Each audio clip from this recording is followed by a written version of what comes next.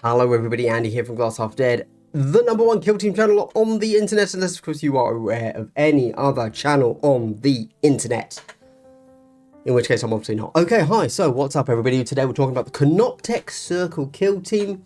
I've just finished my hobby with them. Let's talk about them. We're going to do a full read through. I'm going to start the video off with kind of the overview, the highlights, what you can expect going into this team, so you can decide whether or not you want to watch an actual MRB, man reads book, of this team, because as you know, hey, you know how it is. Reading the actual words on the page, what cringe, am I right? So are you going to sit with me as we do that? Let's get into it. Here's an overview of the team right at the top. This team is almost the polar opposite of the Deathwatch team, which I guarantee you have watched that video before you're watching this video, because you know, Deathwatch, right? And this team is very focused on tricks, and it is not a straightforward team to play. However, there are many ways to play tricks in kill team, and this team is focused on positioning. That's where you get all of your power from, and that's because of how the node matrix works, which we will of course get into.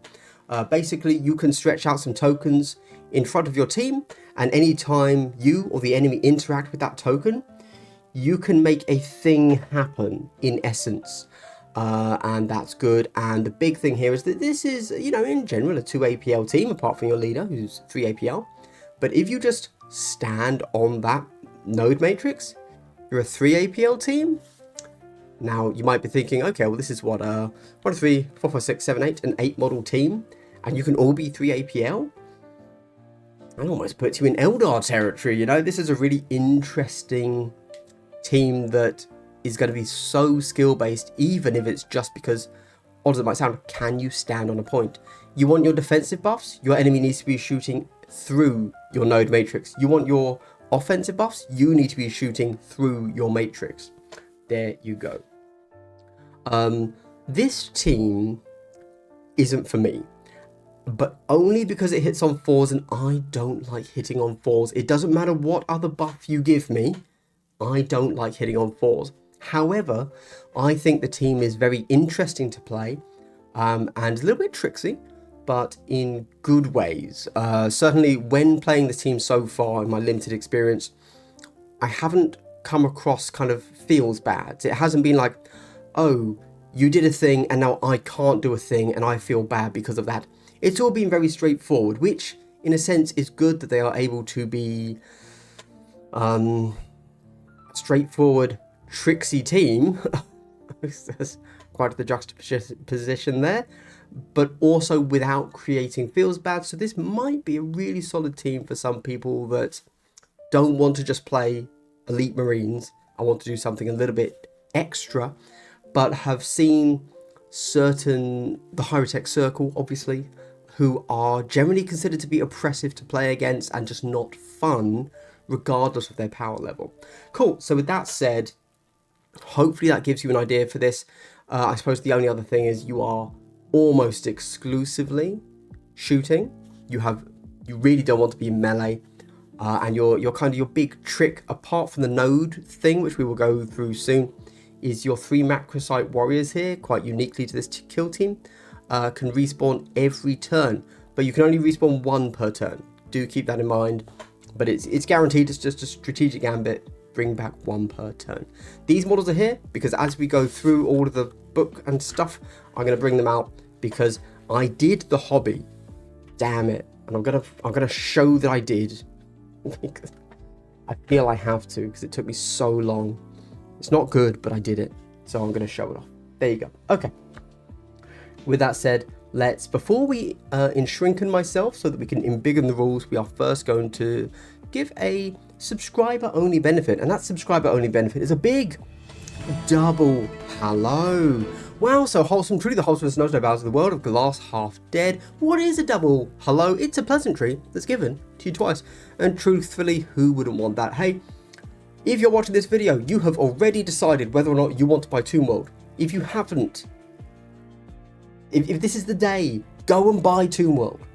Then After you've secured your copy, come back and then watch all of my videos and then decide if you want to refund that, okay? That's how that works, because this is going to be a tough box to get hold of, so make sure you've got it before you watch all of this, then come back and watch it. Good luck with that. Hey, if you want to hit my affiliate links below, you can buy that from Element Games and Winning Games in the UK or Wargame Portal in the US. That'd be awesome. Gives me a little kickback, costs you nothing extra. Great stuff. Okay, let's in. Oh, and hey, I also have a Patreon. If you want to see me doing, I've done a few tournament reports lately, one with the Rattlings, one with the Raveners. I'm doing having just a long rambly chat about the Deathwatch and the Canopteks over there for my patrons. I'm also doing an unboxing for them, etc, etc. And also I've covered, you might have seen it the other day, I was the one that wrote the Warhammer community article for kind of the hints and tricks, introducing the teams for the Deathwatch and the Canopteks on Warcom. And I'm kind of giving my patrons a behind the scenes view of how that works. Okay, let's get into this. Right, first things first, you are a one-box kill team. But let's read, but you see, there might seem like a lot of options, but there aren't really, so let's talk about what they are. So, first, your recon and security. We can't talk about those yet. Obviously, we've got new approved ops coming out. If you want to know more about the new approved ops and how that might play with this team, go and check out my approved ops video next Saturday at 10 AM when it hopefully releases. Maybe, I don't know. So you get to take a Geomancer. 100%. He's got no options. You take him. Her. Sorry, technically in this book, it's a her. You can take 2 of your tomb crawlers, who I keep calling sentinels for some reason. Now notice that you can take 2 guns. You could take a twin Gorse Reaper, or you could take a transdimensional isolator. However, the transdimensional isolator has an asterisk, which means you can only take 1. I'm going to be very clear. If you could take 2 transdimensional isolators, you would. It's the better gun. So that means this isn't really a choice. You never would take 2 twin Gorse Reapers. There you go. So there isn't actually an option here. They might as well be just listed as 2 separate tomb crawlers, but they're not. So you would take 1 with the transdimensional isolator and you would take 1 with twin Gorse Reapers. That's not an option. Cool. You take your accelerator, you take your reanimator. You then take 3 Canoptek Circle Warriors, and to be clear, there is a weapon option. You could take a Gorse Scalpel or a Tesla Caster. Now, on mine, I have just put 3 Gorse Scalpels. However, to be clear, the way Kill Team works, it's all about damage profiles, etc. You would never take 1 Scalpel, or one Gorse, 2 Tesla, or 1 Tesla, 2 Gorse. You will always take all 3 the same. So, I would recommend that you just don't care which one you build. Like, just look at them. You can't tell which one's which. You can't see. You can't see what's what. Which one's the Gorse, which one's the Tesla. You don't know. Nobody will ever know what gun you've actually modded them with. They're here. Can you tell? If you know Necrons, you might be able to tell. Otherwise, no, you can't. So there you go. So build them with whatever you think looks cooler, and then play them. Just say, oh, this is the Tesla. This is the Gorse when you play. It's very, very easy to tell. If you're playing Marines, you're taking the Gorse. Anything else, you take the Tesla. There you go. Right. Faction rule. Obelisk Node Matrix. This is the core of the team, so we are going to be spending a little bit of time on this to really understand it before we get to everything else. But to cut a long story short, all 8 of these, apart from 2, require you to be being affected by the node matrix to have any effect. So if you're not doing this, you're not doing any of this. But to show you how important this is, I'm going to read the final thing first. Kill Team will often write rules backwards. So it will say all the conditions you have to meet to get an effect, right? Before it tells you the effect. Let me tell you the effect so that you know you need to pay attention to this. Weapon on its data card have accurate 2, and you get +1 to its APL stat. Okay, there you go. Now that you know that yes, this is absolutely critical to pay attention to, let me tell you how this works. I'm also not going to read the whole thing because there's a lot of words here. Basically, you put down as a strategic gambit in the first deployment phase, you put down an obelisk, 3 obelisk node markers, and if those obelisk node markers are within 6 inches of another obelisk node marker, you connect them with a line. To be clear, they don't have to be connected to still work. So even if you have a single obelisk node just sat there, it is still in itself something that can give you +1 APL and accurate 2 if 1 or 2 of your guys are touching it. However, obviously drawing a line between them is very useful. There you go. So you put your 3 down. Just as a suggestion, put them within 6 of each other. That's going to be much better. They have to be placed within your territory, not your deployment zone. It's not a Ravener tunnel. It doesn't move. Only 5 per turn. It's your territory. And then, as a strategic gambit, every turn, from turn 2, turn 3, turn 4, you can move each of your nodes 3 inches. Okay? Up to 3 inches. And that's it. And you can move all 3 of them doing that. Cool. There is another thing in here that allows you to do extras, which we will read in a moment. Don't worry. I think it's... I don't know which one it is. But yeah, one of these. Cool. Animate obelisks. Yes. Cool, cool, cool. So there you go. So that's it. That's what all of that says, to be clear. You get accurate 2 on all your weapons, and you get APL +1. There you go. Just have them be within 6 inches of each other. But they don't have to be within 6 inches of each other. So very roughly, very rough math. These are about 1 inch wide. They're 20 mil, but 25 is close enough. So you got a 1 inch, and you got 6 inches. You got 6 inches. So you're covering about 14 inches, 13 inches across the board. So you could easily cover the whole of this book on the board, and you just put it in front of your guys. So what you're thinking when you're doing this is, where do I plan to stand at the end of turn 1 so that all of my guys are getting the benefit of the obelisk node matrix? If you just put it right at the back of the board, well, buddy, you've deployed there, but you're not going to stay there. You move up. So this team is about having a plan. If you can stick to your plan, and it's the plan that's defining where your node matrices are going, then you're going to be a really strong team. If you're reacting to things you didn't expect, and you are losing your accurate 2 and your APL +1, this is going to be a real tough team to play. Okay, right, that's that. Simple. Right, we then get... Oh, I should also say, sorry. So, no. From this, that's all you need to know. That's all you need to know, because everything I was about to say is about positioning, and it's actually to do with deploys, which we are about to read. So, strategy deploys. Hyper shielding, reroll a defense style. You can reroll...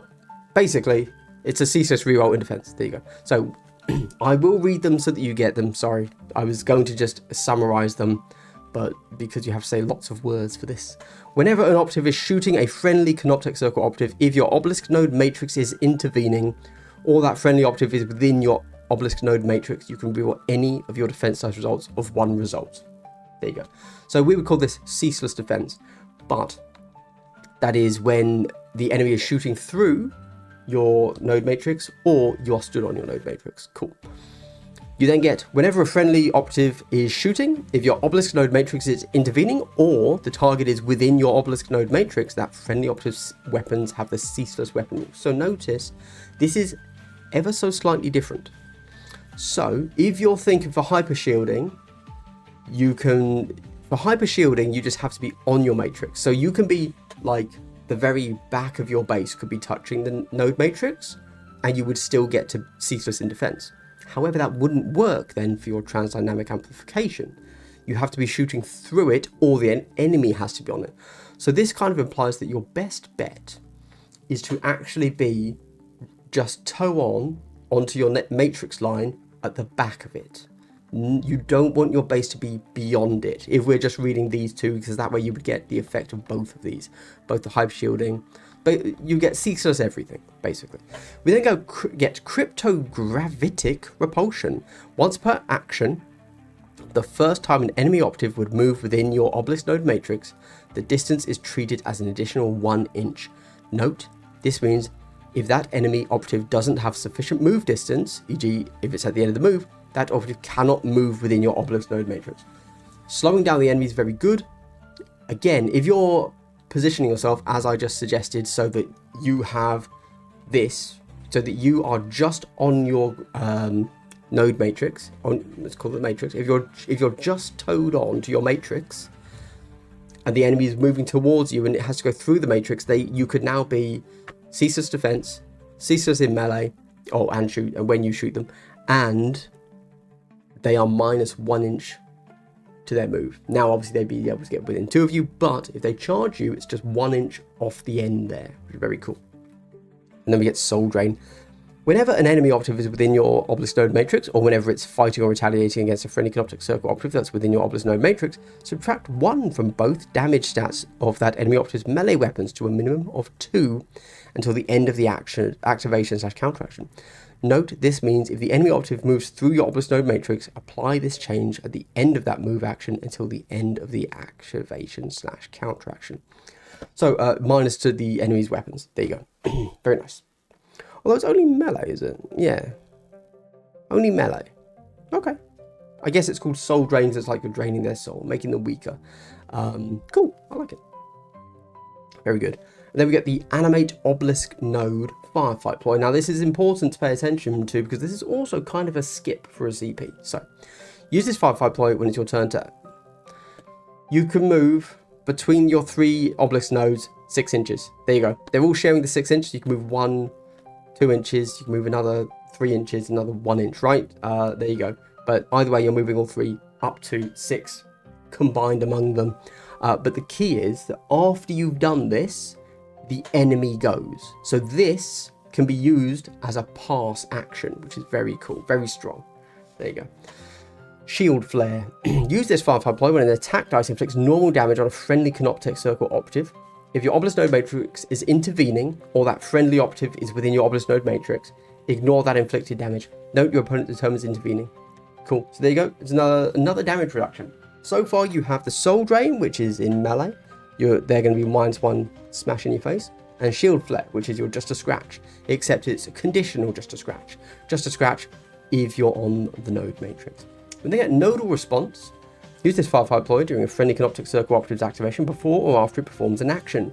You can either change one of the strategy ploys you use during this turning point, only pay additional CP if that ploy costs more, or use a strat ploy now, pay its CP cost as normal. So, you know, you think that you're going to be doing lots of shooting yourself. Turns out they're going to be doing lots of shooting into you, or you think you're going to be shooting, so you've got ceaseless in that. Actually, I want to swap from defense in shooting and shoot ceaseless when I shoot them to I want them to be slower at charging, and when they melee me, then less damage. So there you go. Cool. Right, we then get, you're going to do one at a time typically. Sacrificial Thrall. It's the, I'm going to have a quick rant. This is a bodyguard rule. There you go.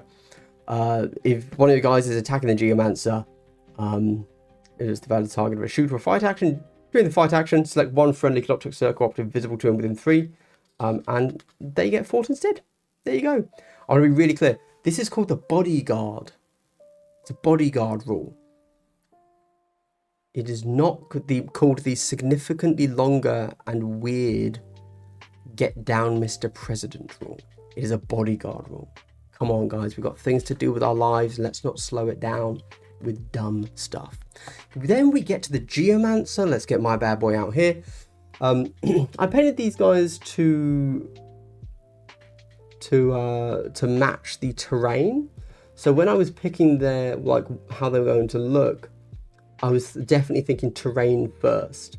This is not how I like my Necrons to look, but I wanted to focus on the terrain, and then you see I did a nice crackly base there. It is what it is. I don't like them because I'm colorblind, and I'm red-green colorblind. These guys just look brown to me, but there's the Geomancer. Lovely. It's a 50 mil base for anybody curious, as are your tomb crawlers. So this guy obviously has a lot going on. Firstly, you're APL 3. You're a 3-up save, you're a 6 move, you're 14 wounds. And yes, you can go to 4 APL, of course, when you are either commsed or when you are on your thing, your matrix. So let's read your Tremor Glaive. So you've got Tremor Glaive, Part Matter, 4 attacks, hitting on 3s, 4/5, piercing 1, piercing crits 2. That's a big piercing crits 2. We don't get many of that in the game, but it's only 4 dice. So we then get Tremorglaive Quake, which is 6 dice, hitting on 3s, 1/3, blast 2, seek light, stun. Now, here's the thing. 6 dice is a lot of dice. Hitting on 3s, you're hoping to put through minimum 4 dice, you know, and you got blast 2, seek light, stun. This is an absolute terror for any horde-based team. This guy, yeah. And seek light, right? Ooh, it's rough. You then get Obelisk Node Control. Whenever this operative would perform a mission action, if it performs this... Oh, sorry, that was something I forgot to say as well. Very important for the Obelisk Node Matrix, because I didn't read the rule, I missed it. These can control objective markers. These can control markers. They don't actually provide any kind of APLs. If they are ever contested by the enemy, they don't count as like +1 APL or anything. So, but they can contest them. So you can contest a marker without having to stand on it if you plan for your matrix markers to be there. Keep that in mind. Cool. However, in addition to that, mission action, if it requires this operative to control an objective marker, you can instead determine control from one of your Obelisk Node markers. Whenever this operative will perform the operate hatch action, you can open or close a hatchway that's access point is within 1 inch of one of your Obelisk Node markers. Instead, note that you must still fulfill the operate hatch actions conditions. So that's just a fun thing that he can kind of he can make up for a lack of APL in turn 1 by standing on the node perhaps and going pop pop, opening doors. Very good. And then he has Molecular Breach for 1 AP. So it's support, so it can be buffed by the comms ability. Select a friendly Canoptek Circle operative visible to and within 6 of this operative. Alternatively, you can select 1 friendly Canoptek Circle operative visible to this operative, and I'm not going to read it because I know what it does. Lucky. So in your Geomancer's turn, you look at one of your dudes, you 1 AP them. Cool. You then get on with your thing. You can do it to yourself as well, because it just says 1 friendly, not 1 other friendly. So you can do it to yourself too. And then when the other guy goes to move, they get a teleport in essence. So if they have a 5-inch move, they get to teleport 5 inches. So that means that they can go up without having to count the climb. They can go down without having to count the drop. But those are the most obvious reasons to do it. And it's to get around, oh, I've got to climb 2 on this thing, but these 50 more bases means I'm not even sure if I can get past it, right? You can if you have a 3-inch move left, but that's fine. So the big thing with this is that you can ignore that, you know, a 2-inch climb for going over something, but also this can go through walls on Into the Dark and on Tomb World, which turns out to be massive. This makes this team super unpredictable on Tomb World, which is very fluffy and cool. So I like that that's a thing.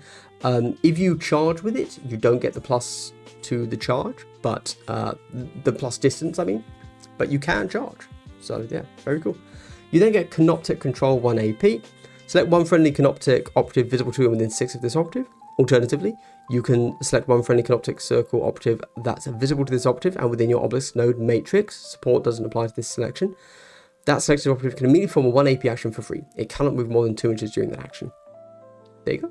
Nice. So this is like a this is your comms, basically, in essence.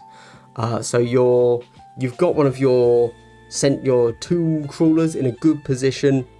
You do this, they get to shoot again. There you go. That's like the most basic thing you would want to do. Because don't get me wrong, this guy's guns are cool, but they're not the tomb crawler guns. So there you go. Nice. And then you have Geomantic Disturbance, which is a really interesting one. So it's 1 AP. Select a point on a terrain feature. That point must be visible to and within 8 inches of this operative. Separately, roll 2d6 for each operative within 2 inches of that point. If the result is higher than that operative's remaining wounds, inflict damage on it equal to the difference. There you go. So this is basically Seek. This is an 8-inch Seek weapon. It can't kill Marines, but it could kill anything else. You're rolling 2d6, which is an average of 7. If you're feeling spicy, if you shot everybody with your Tremorglaive Quake, and you've done like 1 damage, statistically, you're then killing them with this bad boy right here. This is interesting. And don't forget, you could do both. You can shoot them with that and then hit them with the disturbance, because this is not a shoot action, just a thing. Very cool. Very cool. Right, that's that. We then get to the Canoptek Tomb Crawler with which are these two bad boys right here. I've done them basically the same. Hey, do you know which gun's which before I tell you? Do you know? Yeah, that's how little it matters. That's how little it matters, isn't it? Yeah, it is. Cool. So this here is the transdimensional isolator. This one. This here is the Twin Gorse Reaper. There you go. And you're taking one of each, because you can only take one transdimensional isolator. Right, you are APL 2, 5 move, 3 up save, 21 wounds. Cool. So, your Twin Gorse Reaper first, the less cool one, has focused and sweeping. The focus is 5 attacks, hitting on 4s, 4/5, piercing 1 severe. Keep in mind, severe, that is if you don't want a crit, a normal becomes a crit. Or you can sweep with it, which changes you to have Torrent 1, but you're only 4 dice. So, I mean, look, if you've ever used a heavy bolter, 5 dice hitting on 4s, 4/5, piercing 1 severe is a very good profile. But it's not a transdimensional isolator, which is 5 dice hitting on 4s, 5, 6. There you go. Now, there's no piercing, and we'll get to that. So the Weapon Sentinel do note that they cannot take light cover as intervening when they're on a conceal. They will get the cover safe, but they can't not be shot. Steadfast, whenever you're stood on a point, you count as 3 APL regardless of anything else. And then you get Dimensional Banishment. Are you ready for this?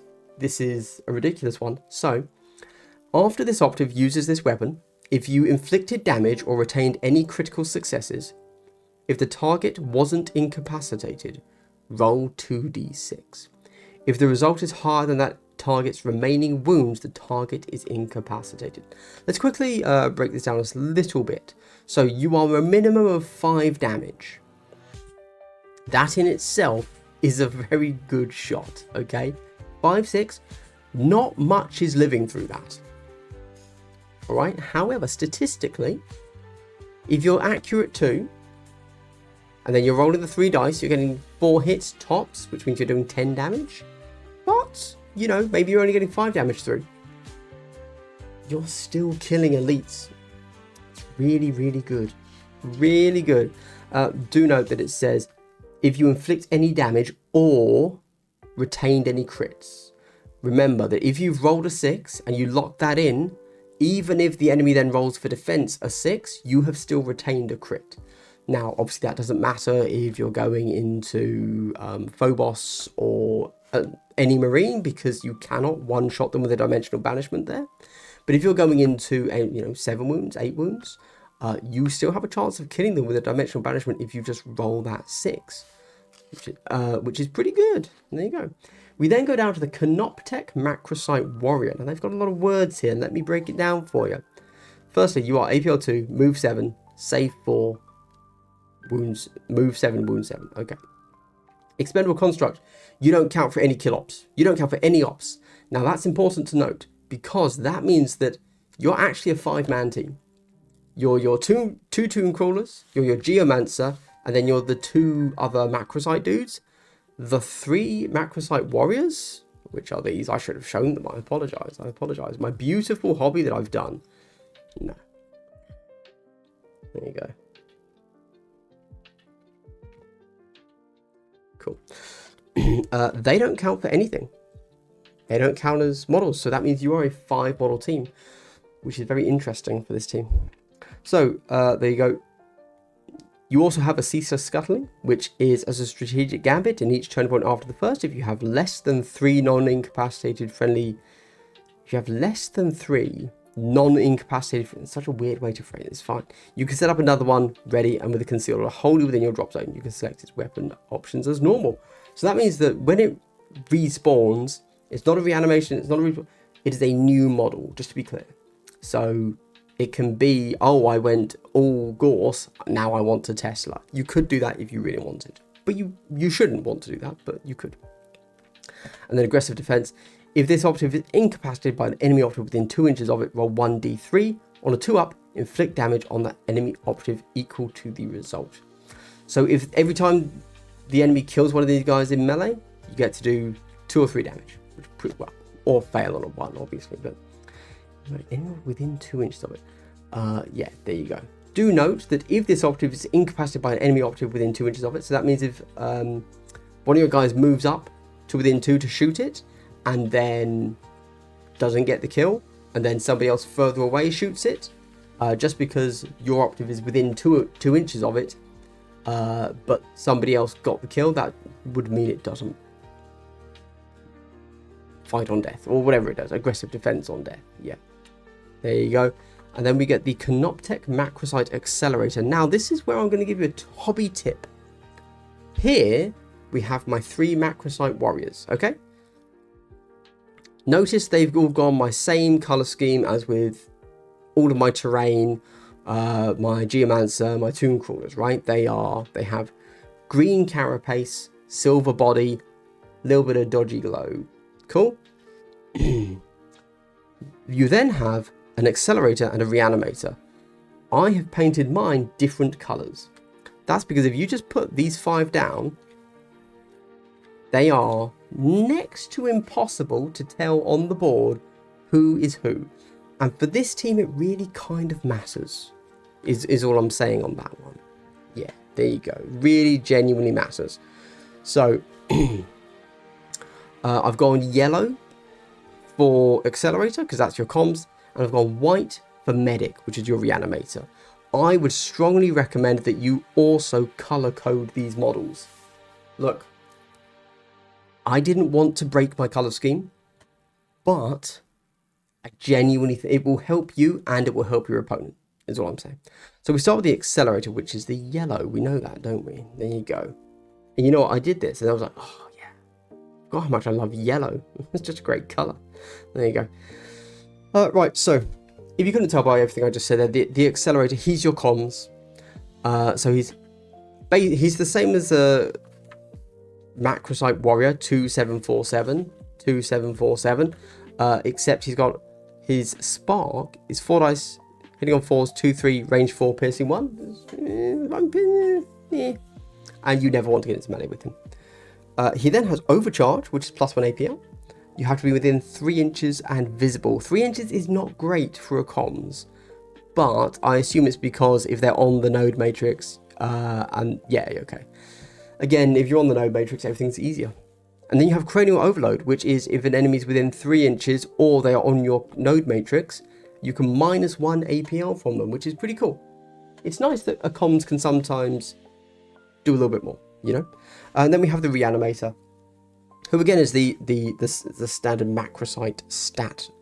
There we go. I gave it a white shell, because you know, white for medic, right? And it is an atomizer beam, 4 dice hitting on 4s, 3-4, range 6, lethal 5. Reanimate. Yeah, just if they're within 6 inches and visible, they just stay alive. Nanoscarabine, this is a heal. It's actually a very nice, maybe the best heal in the game. It will cost you a 1 AP. You can't do it on somebody that was just reanimated. Is that true? Yeah. It cannot be an operative that the reanimate rule was used on during this turning point. But within 6 inches, you heal 3d3, which is pretty nice. You could be healing minimum 3, max 9. Very tasty. We then get the marker token guide. Notice the Optics Node Matrix template. I get it's nice that they put this in there. I'm not complaining. It's a 6 inch. Do note, you see how that's shaped? If you put your token right at the tip, you've got about 6.5, 7 inches, okay? You have to fully seat the 20mm token inside that. Otherwise, you are giving yourself extra space. Be kind, be generous to your opponent when you're measuring. There you go. And then we get to the faction equipment, which is really the last thing we need to dig into, isn't it? So the Matrix Manipulator, once per battle, during a friendly Canoptek Circle Operative's activation or counteraction, you can use this rule. If you do, until the end of that activation counteraction, a friendly Geomancer Operative is treated as your 4th obelisk node marker. So, this is pretty cool. You can only use it once per battle, once per game. but you get to pop off. During a friendly optive's activation or counter action, use this rule. If you do. So if you're thinking about how do I use this, you can either just do it, you can have your your guy, your Geomancer just off the other side of the board doing entirely his own thing, and then, oh, I need him to have accurate 2 APL 4. I pop this, boom, done. That's my faction equipment used. Or you can obviously keep him with the other guys and get people around him and make sure he's always within 6 inches of the other nodes, in which case suddenly he's kind of extending the node when somebody else needs it. That kind of thing. Then we get Awakened Obelisk Nodes. So after revealing this equipment option, roll 1d3. You can use the Animate Obelisk Nodes, 5/5 ploy for 0 CP a number of times during the battle equal to this result. In case you forgot that was the thing that lets you move Animate Obelisk Nodes. That allows you to move your Obelisk Nodes in the strategic ploy? No, 5 ploy when it's your turn to activate or counteract. Yeah, okay. Up to 6 inches across your 3 nodes, but it's also, don't forget, it is also a pass action, in essence. Because you could play it and not move any of the obelisk nodes and it just goes back to your opponent. So you always take that, because firstly, being able to control your obelisk nodes is very, very useful, very important, very needed, very mandatory. But also, getting a free pass 1, 2, or 3 times a game is also really good. So, Nano Scarab Caskets. Whenever a friendly Canoptek Circle operative is activated, it regains D3 lost wounds. Great. I mean, at first I was confused about this rule because I was like, but my guy's little and they're supposed to die. It's like, yes, they are. But you got 3 big guys you really don't want to die, and you're only 8 models. And then you have Phase Shifter once per turning point when an operative is shooting a friendly Canoptek Circle Geomancer operative, so it's Geomancer only. At the start of the roll defense step, you can use this rule. If you do, worsen the X of the piercing weapon roll by 1, if any, until the end of that sequence. Note that piercing 1 would therefore be ignored. So once per turn, you get to ignore piercing, in essence, obviously, unless they hit you with a melter, basically. And that is the Canoptek Circle. So, boom. Let's move them all on here. So I haven't played the Canoptek Circle. I've only played against the Canoptek Circle, and only as the Deathwatch, to be clear, and only on Tomb World. So my thoughts are a smidge tainted by those biases. But so far, quite genuinely, they've been pretty fun. I've enjoyed playing against them. Them versus the Deathwatch on Tomb World is seeming pretty balanced, unless one of the 2 teams gets some really skewed dice, to be honest with you. So I'm quite happy with this team. It plays very, very differently to Deathwatch, but it's just a little bit funky. Yeah, there you go.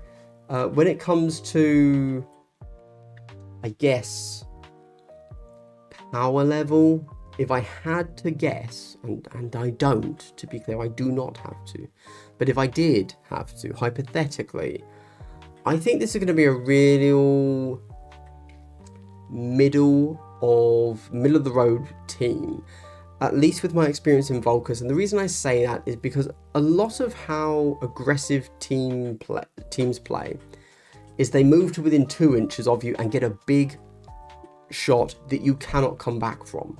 That tends to be how Kill Team works at the moment. We might be seeing a change in that, and people wanted to play a little bit slower as we see the new approved ops. That's very possible. The new crit ops, the new tac ops, possibly will encourage some late game play.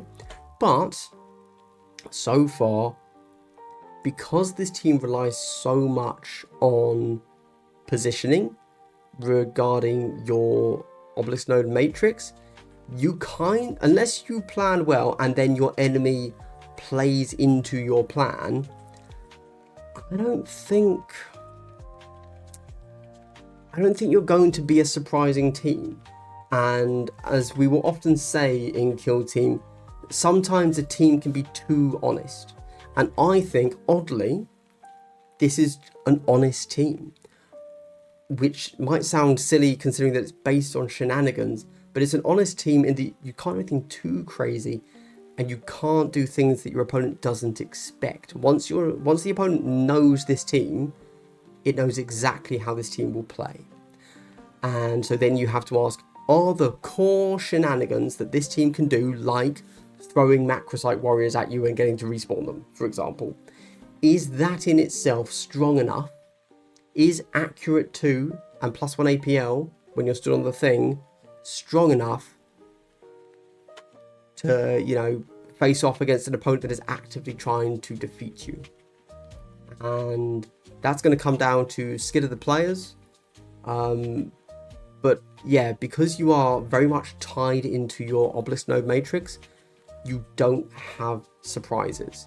And in general, a team that can't do surprises, I don't think has the legs to make it in big tournaments. There you go.